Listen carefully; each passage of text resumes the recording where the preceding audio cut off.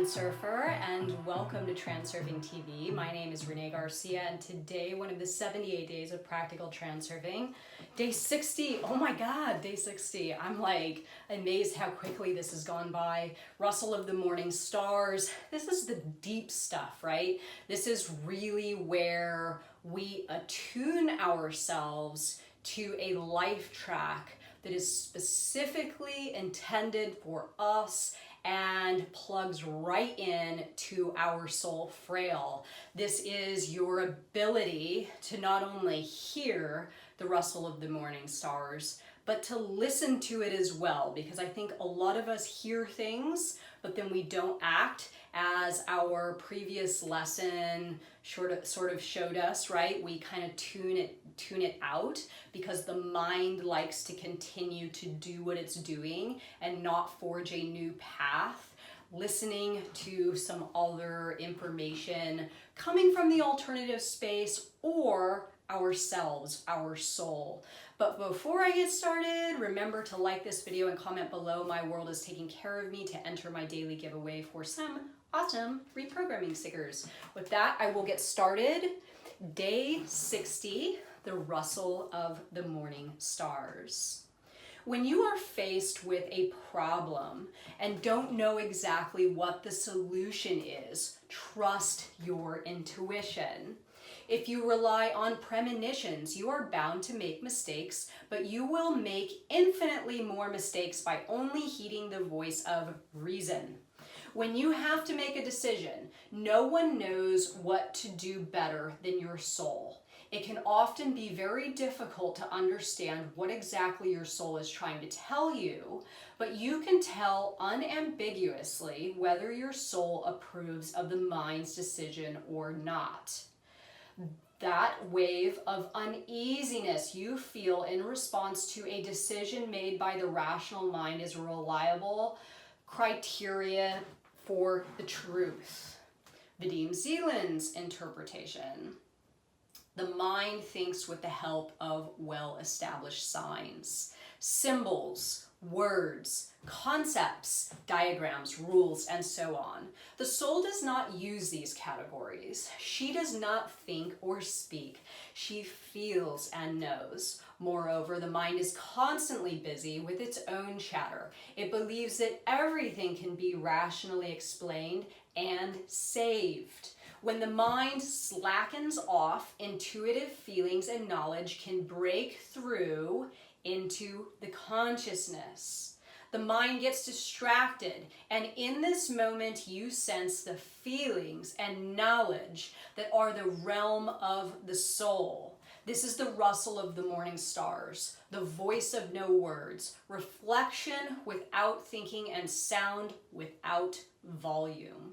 You understand something, but only vaguely. You do not argue, you feel intuitively, you simply know. The soul has access to the information field and can find the answers to many questions, as well as protect you from taking erroneous or even dangerous steps if you just listen to that voice.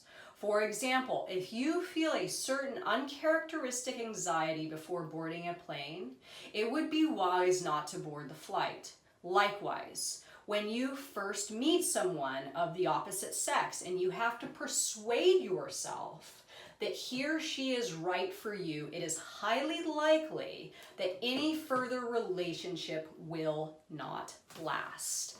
Oh my God, this is amazing stuff, because this really is about you tuning in to the alternative space, accessing information that is coming to you, that is always coming to you, but learning how to interpret that knowledge in a way that is going to better serve you, therefore allowing you to create a new reality for yourself, a better reality, right? This is what it's all about.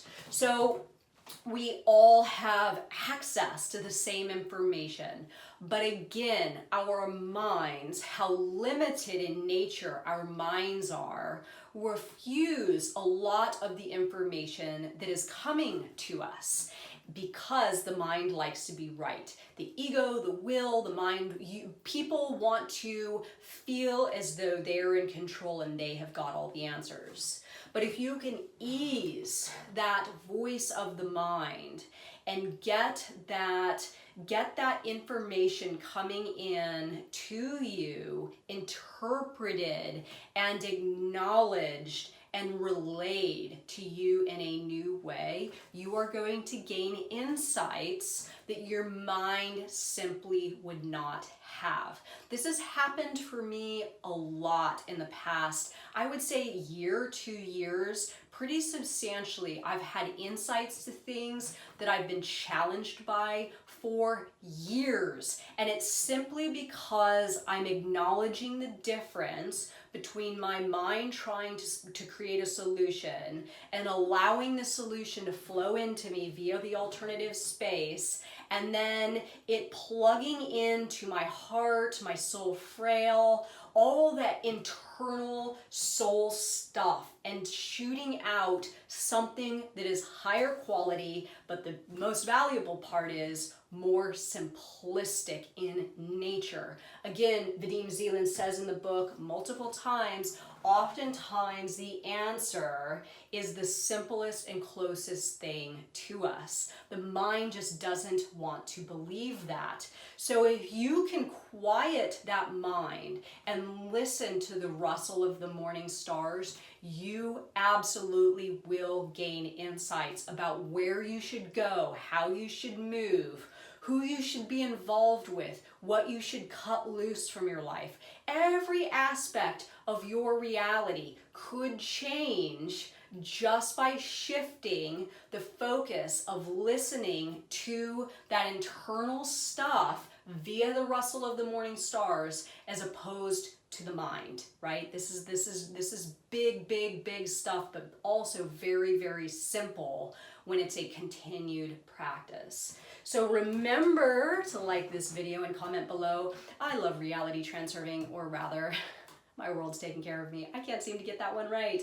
And you could possibly win some of these, my reprogramming stickers. Thank you so much for watching, everyone. Bye.